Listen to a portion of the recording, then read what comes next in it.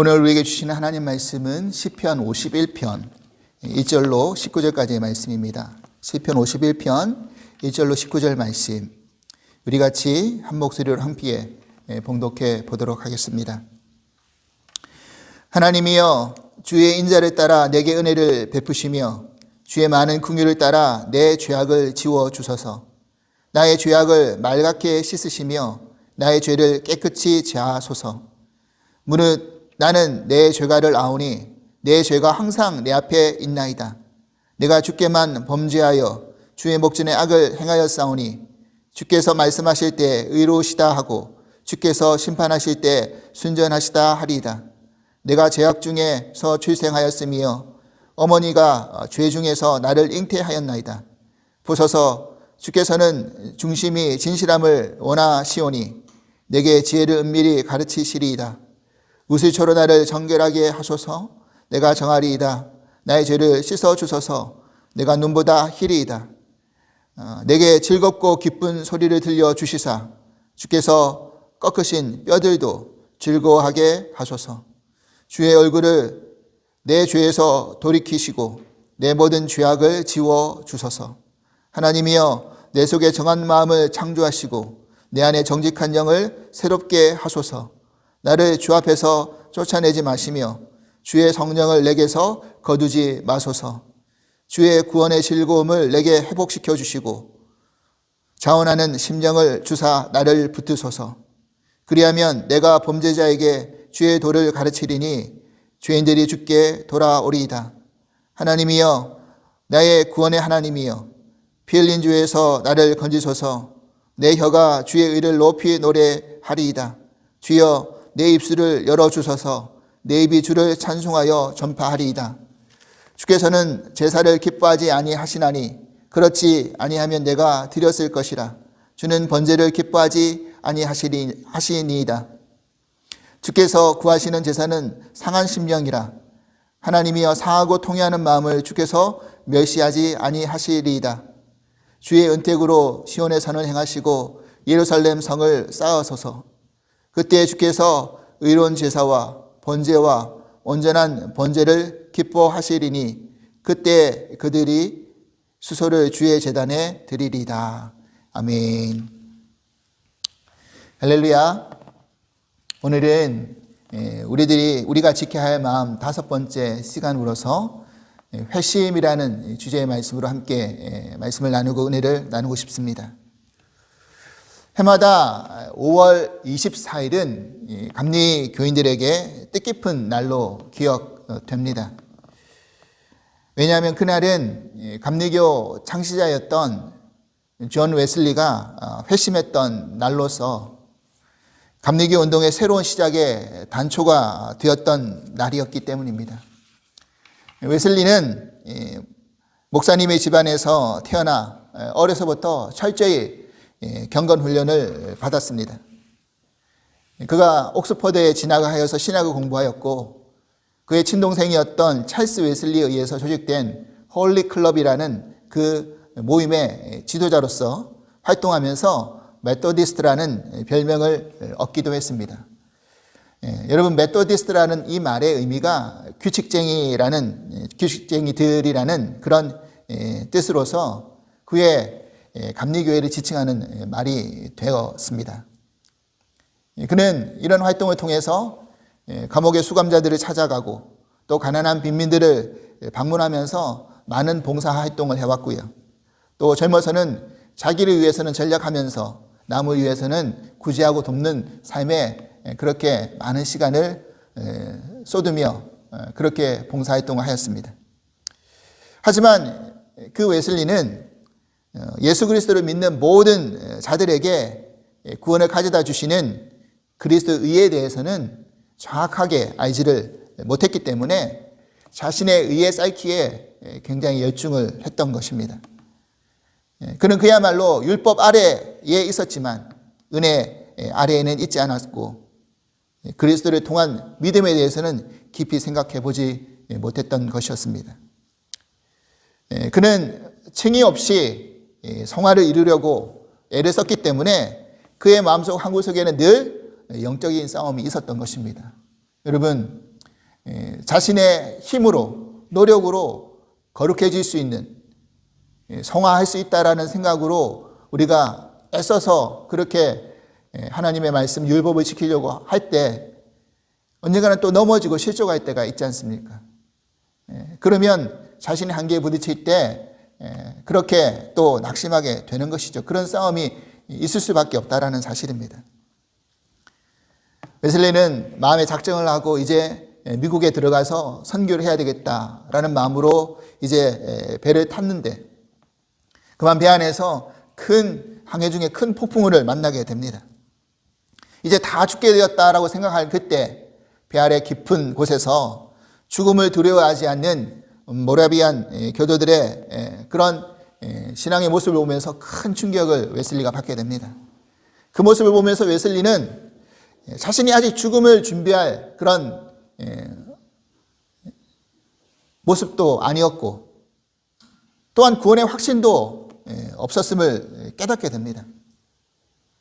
이런 문제가 채 해결되지 못한 상태에서 그는 33세에 북미 조지아주 선교사로 파송을 받고 활동을 하다가 2년 동안 사역을 하였지만 완전히 실패를 한 후에 영국으로 다시 돌아오게 되었습니다. 그런 선교활동의 실패감과 허탈감을 가지고 생활하면서 말할 수 없는 내적 고민과 갈등을 겪게 된 것이었던 것이죠. 그러던 중 1738년 5월 24일 당시 35세였던 웨슬리가 영국의 런던에 있는 올드스게이트라는 거리에 있었던 모라비안 교도들이 집회하는 그 장소에 우연히 방문하게 됩니다. 그곳에서 어떤 사람이 루터의 로마서 주석 서문을 읽어내려가면서 그 내용을 설명해 가는 과정 속에서 하나님께서 그리스도를 믿는 믿음을 통해서 마음속에 이루어 가시는 그 하나님의 변화의 역사에 대한 설명이었던 것입니다. 그것을 듣는 중에 웨슬리는 그의 마음에 성령으로 뜨거운 또 이상하게 뜨거워지는 그런 체험을 하게 된 것이었죠. 그는 구원을 받기 위해 오직 그리스도만 신뢰해야 한다는, 믿어야 된다는 진리에 눈을 뜨게 된 겁니다. 그리고 그리스도께서 나의 죄를 사하였으면 나의 죄와 사망의 율법에서 나를 완전히 구원하셨다라는 확신이 그 마음을 가득 채우게 된 것이었죠. 그리고 구원이라는 것이 행위에 의해서가 아니라 믿음을 통한 은혜에 의해서 오는 것이라는 것을, 그 진리를 새롭게 깨닫게 되었을 때 웨슬리는 구원의 확신을 가지게 되었던 것입니다. 하나님께서는 이런 성령의 놀라운 역사에 회심을 체험했던 웨슬리를 사용하기 시작하셨습니다. 그 당시에 영국 사회는 종교적으로는 의식과 형식에 빠져서 생명력을 잃어가고 있었고, 사회적으로는 산업혁명의 영향으로 도시와 산업화가 시작되면서 인류와 도덕이 무너져 내리고 정치와 종교가 극도로 부패하면서 빈부의 격차가 극심하게 벌어졌던 시기였습니다. 사회적인 현상으로 음주, 방탕, 음란, 그런 사치가 지배하는 그런 사회였다고 합니다. 그리고 그 영국 사회 4분의 1 이상이 술집으로 가득 넘쳐났고, 밤만 되면 도시에 불량자들이 넘쳐나서 함부로 나다닐 수 없는 그런 지경에 있었던 그런 사회적 분위기였던 것입니다. 그런 가운데 존 웨슬리가 감리교 운동을 일으키면서 수많은 영혼들을 구원하고 영국 사회를 죄악에서 건져낼 수 있게 만들었던 것입니다. 그런 한 사람의 회심 체험을 통해서 18세기에 영국의 복음주의 운동이 크게 불길처럼 일어나는 놀라운 역사가 펼쳐졌던 것입니다. 그렇게 영국에서 시작된 이 감리교 운동이 미국으로 건너와서 지금 우리가 속해져 있는 이 연합감리교단을 이루게 된 것이죠. 이게 연합감리교의 출발의 스토리인 것입니다. 사랑하는 여러분, 우리가 신앙생활을 하면서 이런 회심이라는 것은 사실 우리 믿음의 거듭남에 중요한 터닝 포인트의 역할을 한다는 것을 부인할 수가 없습니다. 그리고 언젠가는 우리 모두가 한 번쯤은 이런 진정한 회심의 경험을 해야 되는 것이죠. 저는 모태신앙이 아니었기 때문에 목회자의 어떤 그런 마음으로 결정할 때 그런 체험으로 하나님이 부르셨습니다. 근데 이제 모태신앙의 자녀들이 사실은 부모님 손에 이끌려가지고 그냥 의무적으로 교회에 나오기 때문에 한 번쯤은 그런 자녀들이 그런 어떤 회심의 체험을 경험할 때 하나님을 정말 만날 수 있게 되는 것이죠. 그런 인격적인 만남이 있어야 된다는 사실입니다. 웨슬리도 목사님 가정에서 태어나서 그렇게 누구보다 열심히 종교 생활을 했지만 진정한 회심의 체험이 없을 때와 이순 후에 삶이 완전히 바뀌었던 것처럼 말입니다. 오늘 우리는 성경에 등장하는 유명한 다윗의 회심의 그런 이야기를 살펴보려고 합니다. 여러분, 다윗은 언제 회심을 하게 되어졌습니까? 오늘 우리가 읽은 시편 51편의 부제는 성경을 여러분 펼쳐보시면 이렇게 기록되어 있습니다. 다윗이 밧세바와 동침한 후 선지자 나단이 그에게 왔을 때 그때 이 시편을 고백하고 다윗이 적었던 것입니다. 그래서 우리는 시편 51편을 읽으면서 그 시편 51편의 배경이 되는 사무엘하 11장, 12장 말씀을 함께 읽어 보아야 되는 것입니다. 다윗이 밧세바와 동침하는 사건은 우리가 너무나 잘 알고 있는 그런 스토리이죠. 여러분, 사무엘하 11장 1절은 이렇게 시작을 하고 있습니다. 그 해가 돌아와 왕들이 출전할 때가 되매 다윗이 요압과 그에게 있는 부하들과 온 이스라엘 군대를 보내니 그들이 암몬 자손을 멸하고 라빠를 에워쌌고 다윗은 예루살렘에 그대로 있더라. 여러분, 이 11장 1절에 시작하는 그 해가 돌아와라는 이 말씀은 뭐냐면 새해가 왔다라는 의미입니다. 지금의 태양력으로 말하자면 3, 4월을 말하는 것인데 우기 동안 잠깐 전쟁을 치를 수 없는 휴전기 동안 멈춰져 있다가 전쟁이 멈춰져 있다가 이제 그 해가 돌아와 우기가 끝나고 3, 4월이 시작되면 이제 다시 전장에 나가서 나머지 전장의 싸움을 이끌어 나가는 것입니다. 항상 전쟁은 왕들이 먼저 출정해서 군사들에게 사기를 불어넣고 그렇게 해서 싸움의 주도권을 가지고 나가야 되는 것이 마땅한 일인데 지금 이스라엘은 암몬과의 전쟁 속에서 거의 전쟁의 막바지에 달했던 것입니다. 이미 승부에 추는 기울을 져가지고 승리의 목전을 두고 있었기 때문에 다윗은 굳이 내가 그 마지막에 나갈 필요가 뭐가 있느냐. 당시 군대 장관이었던 요압에게 너하고 군사들만 나가도 충분히 이길 수 있는 싸움 아니냐 하고 자기는 나가지 않고 요압만 그 전장에 내보냈던 것입니다. 당시 다윗은 권력의 최정점에 올라왔던 시기였죠.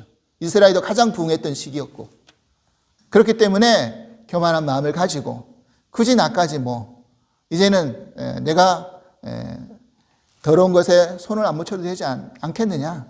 너희들만으로도 충분하니 나는 좀 쉬겠다. 이런 입장이었던 것입니다. 그리고 권력의 최정상에 있으니 그의 말 한마디면 모든 것이 바뀌어지고 다 이루어지는 그런 때였던 것입니다. 그래서 요압과 부하들만 전장에 내보내고 다윗은 그대로 예루살렘에 남았던 것이죠. 그러던 중 어느 날 이제 낮잠을 자고 중동 지방에는 시에스타라고 낮잠을 자는 그런 시간이 있지 않습니까? 낮잠을 자고 이제 일어나서 저녁 시간에 이제 심심하고 할 일이 없으니까 왕궁의 옥상에 올라가서 거닐다가 그때 마침 한 여인이 목욕하는 장면을 보게 된 것입니다. 당연히 봐서는 안 될 장면이었지만 다윗이 의도적으로 그것을 보기 위해서 올라간 것이 아니었기 때문에 거기서 눈을 돌리고 멈추면 되었던 것이겠죠. 하지만 다윗이 거기서 멈추질 않습니다. 사람을 시켜서 저 여인이 누군지를 한번 알아봐라 라고 명령을 내리죠. 그래서 그 여인이 바로 햇사람 우리아의 아내 밧세바라는 것을 알게 된 것입니다. 여러분, 여기서 우리아를 굳이 햇사람이라고 표현한 이유가 뭘까요? 그 당시 가나안 땅에는 이스라엘 정복전쟁 속에서 가나안 족속을 내쫓지 못하고 머물렀던 가나안 원주민들이 있었죠. 그들 중에 한 부족이 바로 햇사람이었습니다. 그런데 이 햇사람 우리아는 가나안의 이스라엘의 민족의 예속이 되어서 다윗의 부하로서 충직된 부하로서 전쟁에 함께 참여하는 일에 앞장섰던 사람이었던 것이죠. 그의 아내가 바로 밧세바였습니다. 성경기자가 굳이 햇사람이라고 밝힌 이유는 이방 사람인 햇사람과 우리아와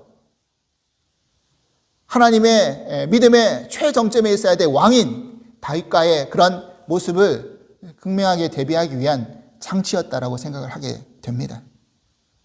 여러분, 죄라는 것이 그렇습니다. 우리가 한번 그 죄가 마음에 자리 잡기 시작하면 그 죄는 반드시 끝을 보고 나서야지만이 떨어져 나가는 것을 알 수가 있습니다. 여러분, 그 죄의 끝은 우리를 너무너무 부끄럽게 만들지만 하지만 그것도 익숙해져 버리면 무뎌져 간다는 것이 맞는 이야기죠. 결국 다윗이 했던 행동을 보십시오. 다윗은 마침내 십계명에 남의 아내를 탐하지 말라는 그 계명을 어기게 됩니다. 그래서 죄를 범하게 되죠. 다윗은 밧세바를 데려오게 만듭니다. 근데 마침 이 여인이 월경을 하고 있었던 것이죠. 그러니까 그 기간이 지난 다음에 다시 끝날 때까지 기다렸다가 동침을 하게 됩니다. 분명히 다윗에게는 시간적인 그런 생각할 수 있는 여유도 있었고 죄를 범하지 않을 수 있는 기회가 주어졌음에도 불구하고 자신의 욕망을 거기서 멈추지를 못하는 것이었고 결국 죄를 범하게 된 것이었습니다. 그런데 죄는 사망을 잉태하게 만들죠. 밧세바가 그로 인해서 임신을 하게 되었고 그 사실을 다윗에게 알리게 된 겁니다. 다윗이 얼마나 당황스러웠겠습니까? 그냥 잠깐의 이탈로 끝날 줄 알았던 이 일이 계속 빌미가 되어서 자신을 물고 늘어지게 되는 것이죠. 그래서 다윗은 자신의 범죄를 덮기 위해서 전쟁에 나가 있던 우리아를 불러들입니다. 그리고 마치 부른 이유가 우리아에게 그래 전장에서 요압은 어떻냐? 너희들의 군사들의 상태는 어떠냐? 전장의 지금 분위기는 어떠냐? 이런 걸 물어보기 위해서 부른 양 형식적으로 이것을 물어본 다음에 이제 그동안 수고했으니까 하룻밤 집에 돌아가서 회포를 풀고 그리고 다시 전장으로 돌아가라 라고 명령을 합니다. 그런데 이 우리아는 정말 충직한 부하였습니다. 장수였습니다. 자신과 생사를 나누며 지금 현재 전장에 수고하 있는 사령관, 부하들 그리고 동료 병사들을 두고 자기만 실수 없다라고 생각해서 왕문 앞 근처에 자기와 따라온 병사들과 함께 야영을 하게 됩니다. 다윗이 사실을 알고 왜 집으로 돌아가라고 그렇게 이야기해 줬는데 안 돌아가느냐라고 하자 우리아는 그 이야기를 다윗에게 고백하는 것이죠. 이제 다윗이 그런 우리아의 의지를 꺾지 못하고 다시 전장으로 돌려보면서 다른 꾀를 내는 거죠. 요압에게 이 편지를 하나 전달해 줘라 라고 들려준 그 편지 안에는 요압에게 이런 명령을 내린 겁니다. 이 우리아를 최전방 전선에서 싸우도록 만들라. 결국 그 전장에서 우리아는 전사를 하게 됩니다. 여러분, 다윗은 이런 식으로 자신의 죄를 엄폐하고 다 덮었다라고 생각을 했겠지만 하나님께서 그 죄를 알고 계셨고 보고 계셨던 것입니다. 그래서 선지자 나단을 통해서 다윗에게 한 비유를 이야기해 주므로 그의 죄를 이렇게 지적을 하게 되었습니다. 여러분, 사무엘하 12장 1절에서 6절까지는 이 나단이 다윗에게 한 비유의 말씀인데 이 말씀을 제가 한번 읽어보겠습니다. 여호와께서 나단을 다윗에게 보내시니 그가 다윗에게 가서 그에게 이르되 한 성읍에 두 사람이 있는데 한 사람은 부하고 한 사람은 가난하니 그 부한 사람은 양과 소가 심이 많으나 가난한 사람은 아무것도 없고 자기가 사서 기르는 작은 암양 새끼 한 마리 뿐이라. 그 암양 새끼는 그와 그의 자식과 함께 자라며 그가 먹는 것을 먹으며 그의 잔으로 마시며 그의 품에 누우며 그에게 딸처럼 되었거늘 어떤 행인이 그 부자에게 오매 부자가 자기에게 온 행인을 위하여 자기의 양과 소를 아껴 잡지 아니하고 가난한 사람의 양새끼를 빼앗아다가 자기에게 온 사람을 위하여 잡았나이다 하니 다윗이 그 사람으로 말미암아 노하여 나단에게 이르되 여호와의 살아계심을 두고 맹세하노니 이 일을 행한 그 사람은 마땅히 죽을 자라. 그가 불쌍히 여기지 아니하고 이런 일을 행하였으니 그 양 새끼를 4배나 갚아 주어야 하리라 한지라. 아멘. 여러분, 여기서 나단이 이야기하는 부자는 바로 다윗을 말하는 것이고 가난한 사람은 우리아를 가리키는 것이죠. 그리고 그 부자 집에 찾아온 행위는 죄를 상징하고 있는 것입니다. 그런데 이 스토리가, 이 비유가 다윗 자신에게 했던 스토리인 것을 깨닫지 못하고 다윗은 그 이야기 자체만으로 듣고 극렬한 노를 발하죠. 분노를 합니다. 이런 자는 마땅히 죽을 자다. 그렇게 하면서 율법을 언급하면서 빼앗은 그 양의 4배도 갚아줘야 된다. 그렇게 말했습니다. 근데 이때 나단이 이렇게 이야기를 하죠. 12장 7절 상반절에 뭐라고 이야기하냐면 나단이 다윗에게 이르되 당신이 그 사람이라. 당신이 바로 죽어 마땅한 그 사람입니다. 다윗이 얼마나 깜짝 놀랐겠습니까? 여러분, 그렇습니다. 이것은 다윗의 이야기가 아니라 바로 우리 자신의 이야기이기도 합니다. 우리가 바로 그 사람입니다. 어떤 목사님은 죄를 표현하실 때 어떤 게 죄냐? 자신이 누구인지를 깨닫지 못하는 게 죄다. 그래서 성경 말씀에 악인의 형벌은 깨닫지 못하는 것이 악인의 형벌이다 라는 말씀이 있습니다. 결국 다윗은 이런 나단의 지적에 자신이 철저한 죄인임을 깨닫고 오늘 시편 51편 말씀을 통회하며 적어 내려가는 것이었습니다. 시편 51편 1절 2절을 이렇게 시작합니다. 하나님이여 주의 인자를 따라 내게 은혜를 베푸시며 주의 많은 긍휼을 따라 내 죄악을 지워주소서. 나의 죄악을 맑게 씻으시며 나의 죄를 깨끗이 제하소서. 여러분, 여기서 등장하는 1절 2절의 죄악은 조금 다른 개념의 죄악입니다. 1절의 죄악은 뭐냐면 권위에 반하는 행동을 말할 때의 죄악을 의미합니다. 그리고 2절의 죄악은 자신의 길에서 벗어난 죄를 이야기합니다. 그러니까 1절의 죄악은 결국 뭘 말하는 겁니까? 하나님의 권위, 하나님의 통치에서, 다스림에서 벗어나려고 하는 그것이 죄악이다라는 거죠.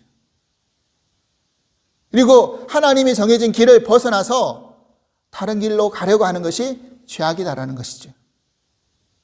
관역을 향해 쏜 화살이 목표인 관역을 향하지 않고 엉뚱한 방향으로 벗어나는 것이 죄악이다라는 것이죠. 그래서 다윗은 하나님의 인자와 긍휼을 2절에서 구하고 있는 것입니다. 그리고 3절에 뭐라고 고백합니까? 무릇 나는 내 죄가를 아오니 내 죄가 항상 내 앞에 있나이다. 다윗은 지금 이 고백을 합니다. 비로소 자신이 어떤 죄인인지, 죄가 항상 나를 덮치려고 문 앞에서 엎드려 기다리고 있다는 것을 깨닫게 됩니다. 여러분, 그렇습니다. 죄는 이렇게 우리를 집어 삼키려고 호시탐탐 기회를 노리고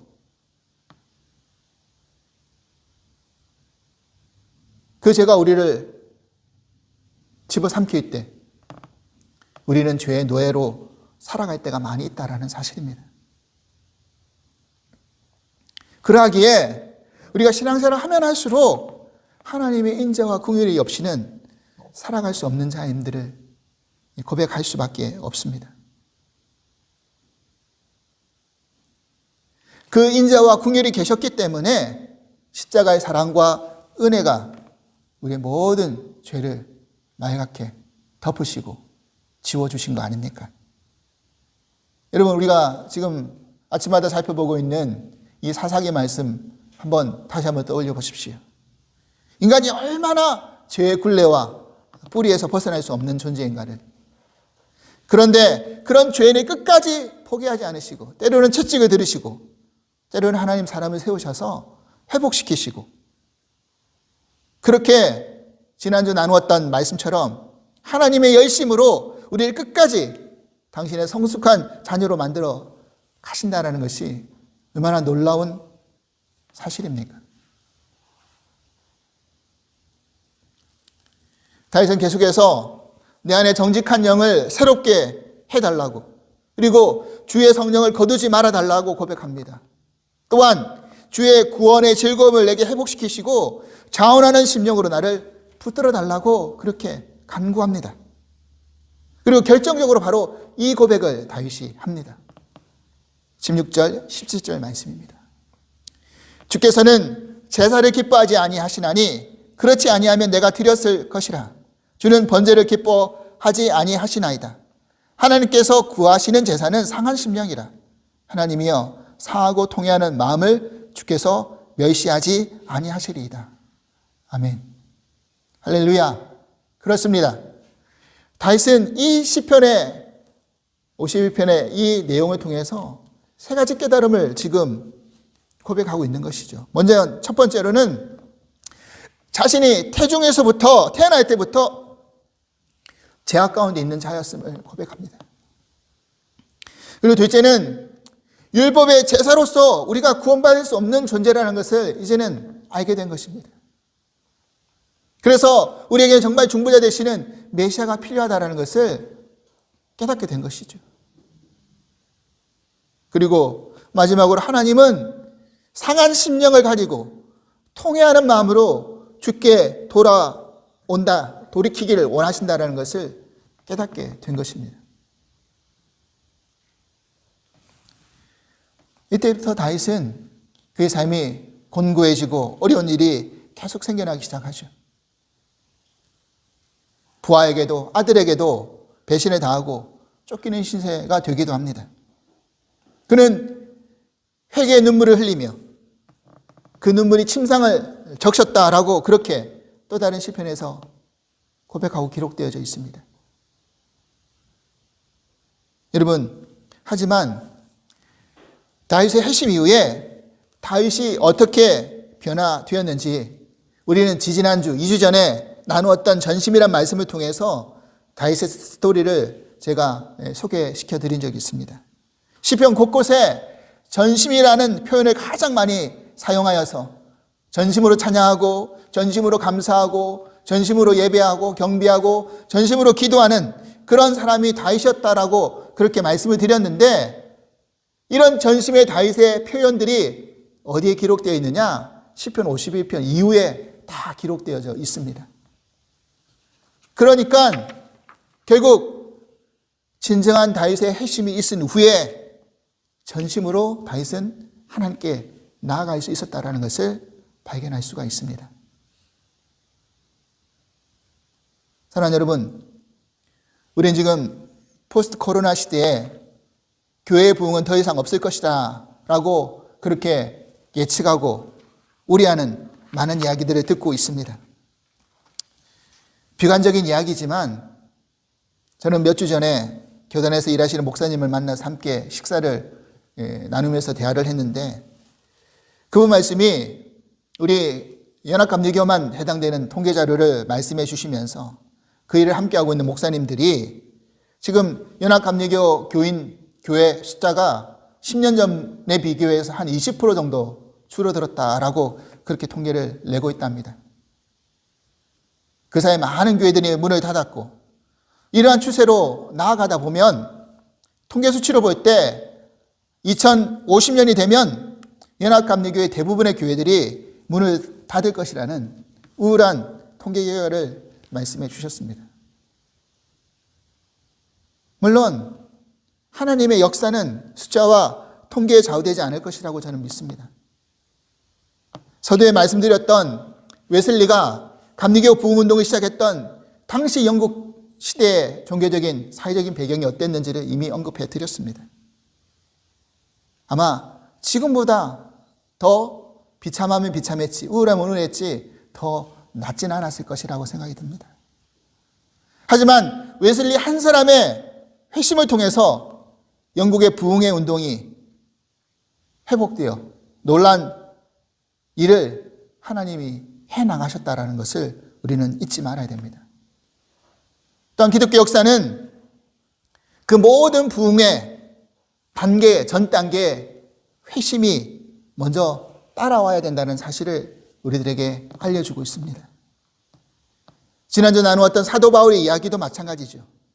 예수님을 만나고 회심을 다메섹에서 경험하면서 자기의 열심을 이제는 던져버리고 하나님의 열심으로 살아가면서 3차에 걸쳐서 선교 여정을 감당하고 초대교회를 세우고 돌보면서 신약의 3분의 1을 적어내려가는 교회의 초석을 다졌던 그런 사람이 되었던 것이죠. 사도가 되었던 것이죠.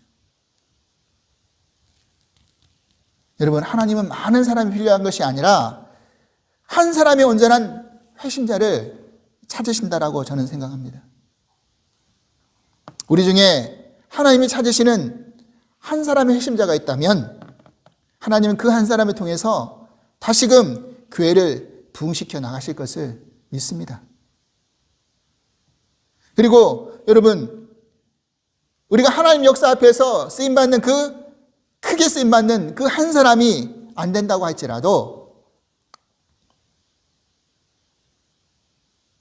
나 한 사람이 회심하여서 나를 변화시키고 가정을 변화시키고 그렇게 부흥시켜 발전나갈 수 있다고 한다면 그것은 하나님이 원하시는 그 한 사람, 작은 한 사람에 우리도 속할 수 있다는 것을 깨닫게 됩니다. 우리가 이런 회심을 한 번쯤은 체험해 볼 수 있기를 간절히 소망합니다. 오늘 다윗의 말씀을 우리가 붙들면서 그 말씀 앞에서 우리의 죄를 깨닫고 상한 심령과 통회하는 마음으로 하나님께로 나아가서 우리가 회심의 그런 성령의 놀라운 역사를 경험할 수 있는 저와 여러분이 될 수 있기를 주님으로 간절히 축원합니다. 기도하겠습니다. 하나님 감사합니다. 한 사람의 회심을 하나님은 귀하게 여기시고 그 한 사람을 통해서 초대교회를 세워나가시고 그 한 사람을 통해서 영국 사회를 변화시켜 나가시고 그 한 사람을 통해서 하나님 나라의 지경을 넓혀 나가게 만드셨습니다. 하나님, 우리가 속한 작은 공동체에서 하나님 찾으시는 그 한 사람이 될 수 있게 하여 주시옵소서. 그리하여서 나부터 변화하고 우리 가정과 교회가 변화되어서 하나님이 이루시고자 하는 그런 뜻과 목적 앞에 온전히 쓰임받을 수 있는 저희 모두가 될 수 있도록 허락하여 주시옵소서. 감사하며 예수 그리스도 이름으로 기도합나이다. 아멘.